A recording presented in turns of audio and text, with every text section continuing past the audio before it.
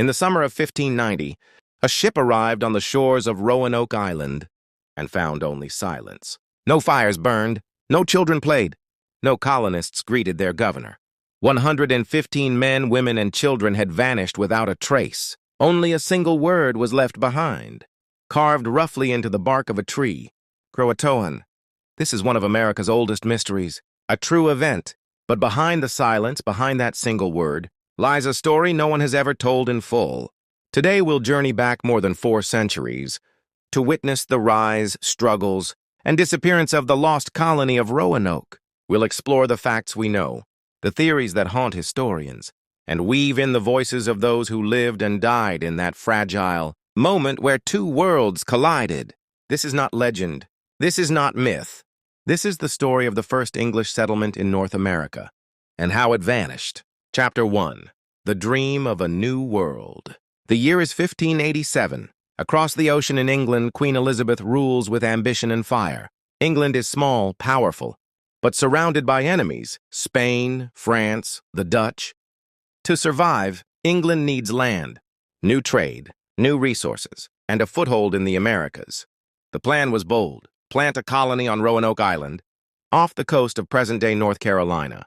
It would not be England's first attempt. A previous expedition in 1585 had failed. Supplies ran low, relations with local tribes turned sour, and the colonists, hungry, frightened, had abandoned the settlement, sailing home with Sir Francis Drake. But in 1587, a new group would try again. This time it was not just soldiers, it was families. 115 colonists, men, women, and children.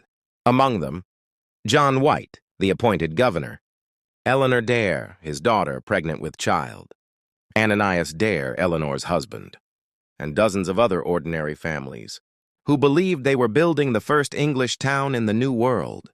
The dream was simple: farmland, homes, freedom. But dreams on these shores were fragile. Chapter 2. A Child Born in the Wilderness. On August 18, 1587, Eleanor Dare gave birth. Her daughter, Virginia Dare, became the first English child born in North America. Her cry was the sound of hope, proof that England could grow roots here. Yet even as the settlers celebrated, danger surrounded them. The Algonquian peoples, CROATOAN, CROATOAN, and Powhatan, watched the newcomers carefully. To them, these pale strangers brought iron, weapons, and strange goods. But they also brought disease, hunger, and conflict. To the colonists, the natives were both potential allies and potential threats. To the natives, the colonists were intruders, fragile yet dangerous. It was an uneasy peace built on fear and curiosity. But peace would not last. Chapter 3. Supplies run dry. By late summer, the settlers faced a grim truth. They did not have enough food to last the winter. The soil was thin. Hunting was poor. They needed supplies. Governor John White decided to return to England for help. He left his daughter Eleanor, her husband, and little Virginia behind. He promised he would be back quickly within months, with ships full of food, tools, and men. But war has its own timetable. In 1588, the Spanish Armada threatened England's very survival. Every ship was recalled for defense. John White was trapped across the sea. Months turned into years. His family, his people waiting on Roanoke, suffered in silence. When White finally returned, 3 years had passed. Chapter 4. The Vanishing. August 1590. John White's ship dropped anchor near Roanoke Island. He hurried ashore, heart pounding. But the settlement was empty. Houses dismantled. No bodies, no smoke, no life. And then he saw it.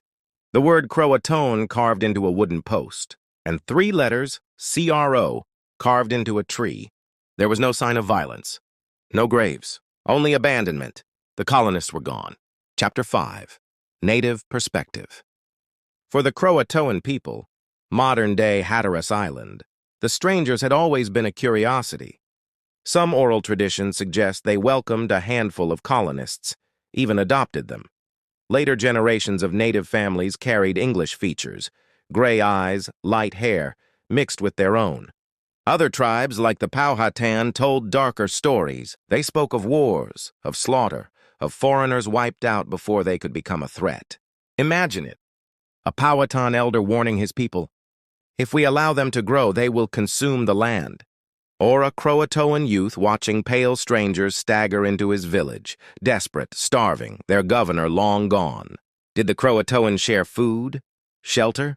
Did they take them in? Or did survival force a harder choice? History leaves us no clear answer. Chapter 6. Theories of the Lost Colony. For centuries, historians and storytellers have debated what happened to the Lost Colony. Theory 1, assimilation. The colonists, starving and abandoned, joined the CROATOAN.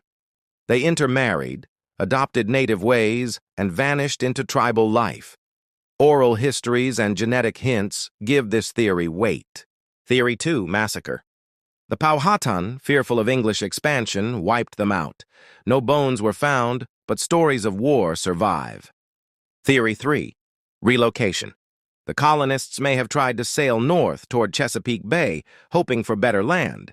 If so, storms or hunger may have destroyed them. Theory 4, disease and famine. Without supplies, the colonists may have perished quietly scattered in the forests, their bones lost to time. Theory 5, a mixture of all.